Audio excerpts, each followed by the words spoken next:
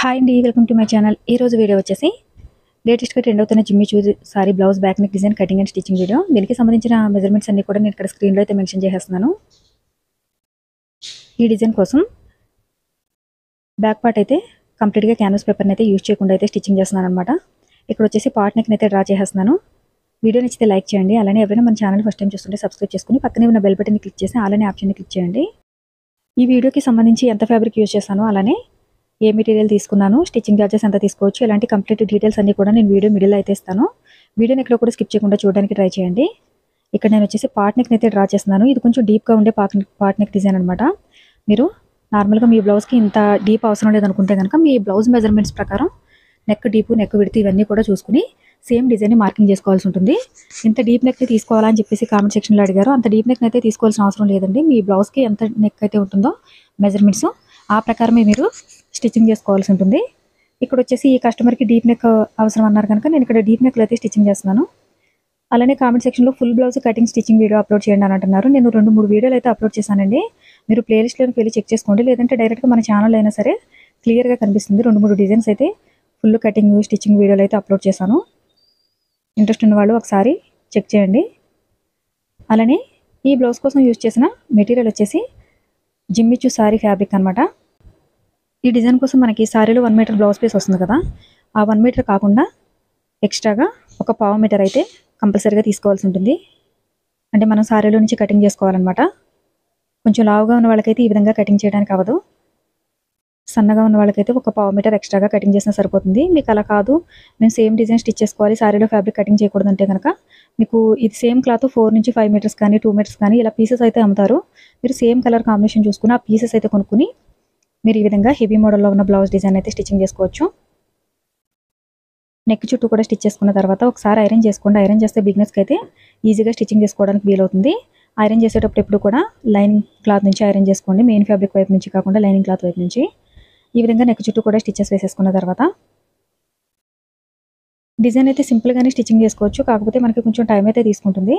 ఈ డిజైన్ కోసం stitching charges వచ్చేసి మనకి నార్మల్గా లైనింగ్ బ్లౌజ్ 400 నుంచి 500 రూపీస్ లోపు ఉంటే కనుక ఈ డిజైన్ కోసం మీరు 900 నుంచి 1100 లోపు తీసుకోవచ్చు. మీకు స్టిచ్చింగ్ ఛార్జెస్ అనేవి లైనింగ్ బ్లౌజ్ మీద డిపెండ్ అయి ఉంటుంది అనమాట. మనకి లైనింగ్ బ్లౌజ్ తీసుకునే కాస్ట్ మీద డిపెండ్ అయి ఉంటుంది. ఇక్కడ డాట్స్ కోసం అని చెప్పేసి మార్కింగ్ చేసేసుకున్నాను. ఇలా డిజైన్ స్టిచ్ చేసినందుకు మీరైతే ఎంత స్టిచ్చింగ్ ఛార్జెస్ తీసుకుంటారో కామెంట్ సెక్షన్లో కామెంట్ చేయండి. అలానే వీడియో గురించి ఏమైనా డౌట్స్ ఉంటే కనుక కామెంట్ చేయండి, రిప్లై ఇవ్వడానికి ట్రై చేస్తాను. ఇక్కడ నడుము దగ్గర వచ్చేసి నేనైతే నడుము పట్టిని వేస్తున్నాను. మీరు కావాలంటే నడుము పట్టి వేసుకోవచ్చు, లేదంటే పైపింగ్ అనే చేసుకోవచ్చు, అది మీ ఇష్టం. ఇక్కడ నేనైతే నడుము పట్టిని వేసేస్తున్నాను. ఇలా కంప్లీట్గా స్టిచ్చింగ్ చేసేసుకున్న తర్వాత ఇప్పుడు ఒకసారి దీన్ని అవతల వైపుకి ఫోల్డింగ్ చేసేసుకుని లూజ్గా స్టిచ్చెస్ అయితే వేసేసుకోవాలి. ఇవి మనం బ్లౌజ్ కంప్లీట్ అయిన తర్వాత హెమ్మింగ్ చేస్తాం కదా, అప్పుడు ఈ స్టిచ్చెస్ అయితే రిమూవ్ చేసుకోవాలన్నమాట. అందుకే లూజ్గా స్టిచ్చింగ్ చేస్తున్నాను. ఇది కొంచెం డీప్ నెక్ బ్లౌజ్ డిజైను. ఇప్పుడు నెక్ మిడిల్లో మనం డిజైన్ పార్ట్ని కటింగ్ చేసుకున్నాం కదా, ఈ డిజైన్ పార్ట్ని సేమ్ అదే నేను ఎక్స్ట్రా అయితే తీసుకోలేదు. మనకి క్యాన్వాస్ పేపర్ ఏదైతే కటింగ్ చేసామో దాన్ని లైనింగ్ క్లాత్ మీద ఉంచేసి ఐరన్ చేసేసి మనకి ఎక్స్ట్రా వచ్చేసి ఇలా ఫ్యాబ్రిక్లో అయితే తీసుకుంటున్నాను. నార్మల్గా అయితే మనం ఎక్స్ట్రా క్యాన్వాస్ పేపర్ని అయితే కటింగ్ చేసుకుంటాం కదా, ఈ వీడియోలో అయితే అలా కటింగ్ చేసుకోకుండా ఈ విధంగా కూడా స్టిచ్చింగ్ చేసుకోవచ్చు అనమాట. 2 సైడ్స్ కూడా ఒక 2 ఇంచెస్ కానీ 1.5 ఇంచ్ కానీ ఎక్స్ట్రా అయితే స్టిచెస్ కోసం తీసుకోండి. మనకి 1 ఇంచ్ తీసుకున్నా సరిపోతుంది, కాకపోతే ఎందుకైనా మంచిదని చెప్పేసి 1.5 ఇంచ్ అయితే ఎక్స్ట్రా క్లాత్ని అయితే తీసుకున్నాను అనమాట. ఇప్పుడు మెయిన్ ఫ్యాబ్రిక్ని అయితే స్టిచ్చింగ్ చేసుకోవాల్సి ఉంటుంది. ఈ జిమ్మిచూ సారీస్ అన్నీ కూడా చాలా సిల్కీగా ఉంటుంది, అలానే ఫ్యాబ్రిక్ థిక్నెస్ కూడా తక్కువగా ఉంటుంది. కంపల్సరీగా మనం నెక్ దగ్గర అయినా సరే లేదంటే డిజైన్ దగ్గర అయినా సరే క్యాన్వాస్ పేపర్ని అయితే యూజ్ చేయాలండి. క్యాన్వాస్ పేపర్ని యూజ్ చేయకుండా అయితే అసలు అవ్వదనమాట. చాలామంది అడుగుతున్నారు వితౌట్ క్యాన్వాస్ పేపర్లో స్టిచ్ చేయలేమా అని చెప్పేసి. స్టిచ్చింగ్ చేయలేమండి. ఒకవేళ చేసినా సరే మనకి నెక్ అనేది సాగిపోతుంది. అలా సాగిపోతే ఎంత మంచి డిజైన్ స్టిచ్ చేసినా సరే వేస్టే కదా. అందుకని చెప్పేసి నెక్ దగ్గరైనా యూజ్ చేయండి. మొత్తం బ్లౌజ్ అంతా యూజ్ చేయకపోయినా పర్వాలేదు, నెక్ దగ్గర డిజైన్ పీస్లో మాత్రం కంపల్సరీగా క్యాన్వాస్ పేపర్ని అయితే యూజ్ చేయండి. ఇలా ఎక్స్ట్రా ఉన్న ఫ్యాబ్రిక్ మొత్తం కటింగ్ చేసేసుకుని ఇప్పుడు దీన్ని అవతల వైపుకి ఫోల్డింగ్ చేయాలన్నమాట. కార్నర్స్ ఏమైనా ఉంటే కనుక కార్నర్స్లో చిన్నగా కటింగ్ చేస్తే మనకి క్లాత్ అనేది ఫ్రీగా మూవ్ అవుతుంది. ఇది ఫోల్డింగ్ చేసిన తర్వాత ఒకసారి ఐరన్ చేసుకోండి. ఐరన్ చేసుకుంటే మీకు ఇంకా నీట్గా ఉంటుంది డిజైను.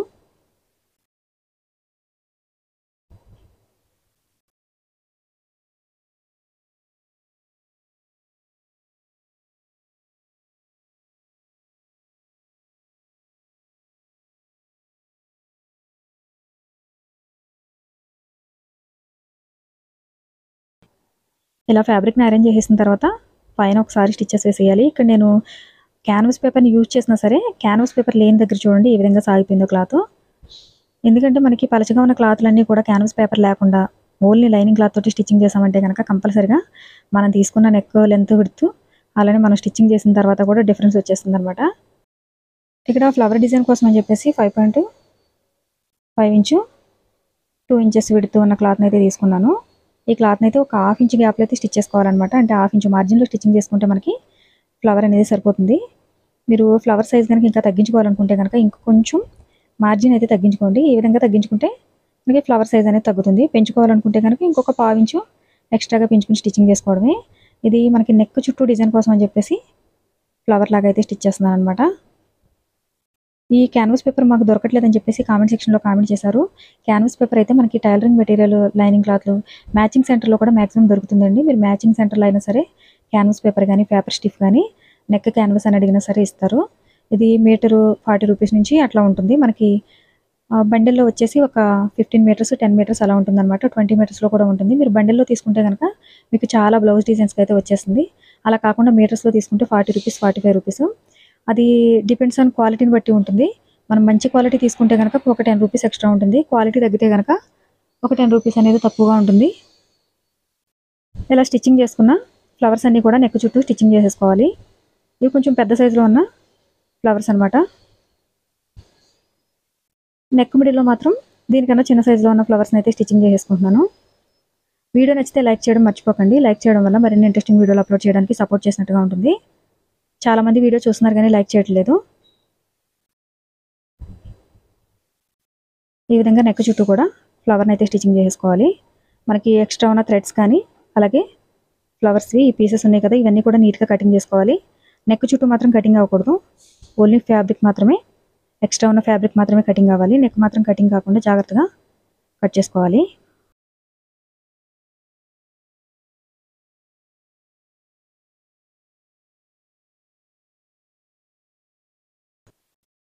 ఇక్కడ వచ్చేసి కొంచెం మీడియం సైజులో ఉన్న లేస్ అయితే తీసుకున్నాను. మీకు లేస్ ఇంట్రెస్ట్ లేకపోతే కనుక క్రాస్గా కటింగ్ చేసిన మెయిన్ ఫ్యాబ్రిక్ ఏదైతే ఉంటుందో ఈ మెయిన్ ఫ్యాబ్రిక్ తోటే స్టిచ్చింగ్ చేసేసుకోండి. లేస్ ఇంట్రెస్ట్ లేని వాళ్ళు నెక్ చుట్టూ కూడా ఈ లేస్ని స్టిచ్చింగ్ చేసేసుకోవాలి.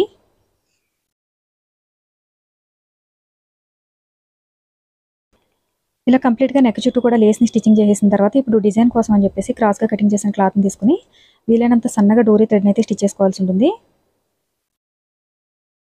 ఈ విధంగా డోరీ థ్రెడ్ని అయితే స్టిచ్చింగ్ చేసేసుకుని మనం ఆల్రెడీ నెక్ మిడిల్లో డిజైన్ కోసం అని చెప్పేసి స్టిచెస్ పెట్టుకున్నాం కదా, దానికి స్టిచ్చింగ్ చేసుకోవాలన్నమాట. ఒక్కొక్క పీస్ వచ్చేసి 1.5 ఇంచు పొడవులు అయితే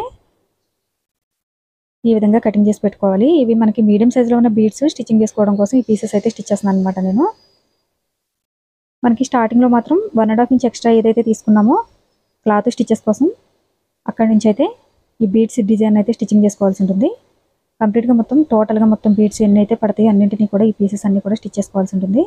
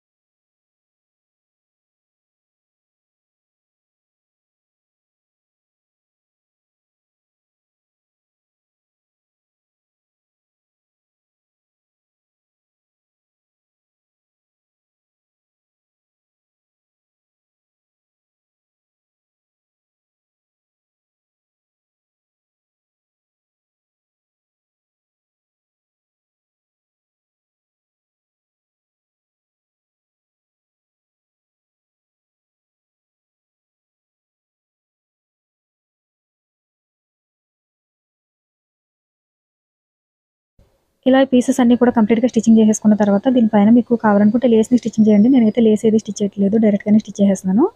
ఈ డిజైన్ ఫ్యాబ్రిక్ ఎప్పుడు కూడా మిడిల్లో నుంచి స్టిచ్చింగ్ చేసుకుంటూ రావాలి. ఇలా కనిపిస్తుంది కదా, ఈ విధంగా వన్ సైడ్ అయితే స్టిచ్చింగ్ చేసేసుకుని తర్వాత మిడిల్లో నుంచి అదర్ వైపు స్టిచ్చింగ్ చేసుకోవాలి. వీడియోని ఇంకా ఎవరైనా లైక్ చేయకపోతే కనుక లైక్ చేయండి. అలానే వీడియోని ఎవరికైనా యూజ్ అవుతుంది అనుకుంటే షేర్ చేయండి. ఇక్కడ వచ్చేసి డిజైన్ కోసం అని చెప్పేసి ఫ్లవర్స్ని అయితే స్టిచ్చింగ్ చేస్తున్నాను అనమాట. మనకి చెప్పాను కదా, మిడిల్లో చిన్న సైజులో ఫ్లవర్స్ని స్టిచ్చింగ్ చేయాలని. నేను ఇంకా ఇక్కడ 1/2 ఇంచ్ మార్జిన్ కన్నా తక్కువగానే తీసుకున్నాను. మీకు ఎంత చిన్న సైజులో ఫ్లవర్ ఉంటే డిజైన్ అనేది అంత నీట్గా వస్తుంది. చుట్టూ స్టిచ్చింగ్ చేసినట్టుగా పెద్దగా ఉంటే కనుక డిజైన్ అంత నీట్గా కనిపించదు అనమాట. డిజైన్ చక్కగా కనిపించాలంటే కనుక వీలైనంత సన్నగా అయితే ఫ్లవర్ని స్టిచ్చింగ్ చేసుకోండి. ఈ నెక్ మిడిల్లో ఫ్లవర్స్ వచ్చేసి ఒక 8 కానీ 9 కానీ ఒక 10 ఫ్లవర్స్ అయితే స్టిచ్ చేసి పెట్టేసుకోండి, సరిపోతుంది. మనకి స్లీవ్ డిజైన్ కూడా సేమ్ ఫ్లవర్స్ని స్టిచ్చింగ్ చేసుకోవాలనుకుంటే కనుక మీరు ముందుగానే స్టిచ్ చేసి పెట్టుకుంటే టైం సేవ్ అవుతుంది. ఈ డిజైన్కి ఎప్పుడు కూడా ఫ్లవర్ స్టిచ్చింగ్ చేసేటప్పుడు మనకి టైం ఎక్కువ తీసుకుంటుంది. అందుకే ఈ డిజైన్కి స్టిచ్చింగ్ ఛార్జెస్ కూడా కొంచెం ఎక్కువగానే ఉంటుంది. 2 వరుసల్లో కూడా ఇక్కడ స్క్రీన్లో కనిపిస్తుంది కదా ఫ్లవర్స్, ఇదే విధంగా స్టిచ్చింగ్ చేసుకుంటూ వెళ్ళిపోవాలి.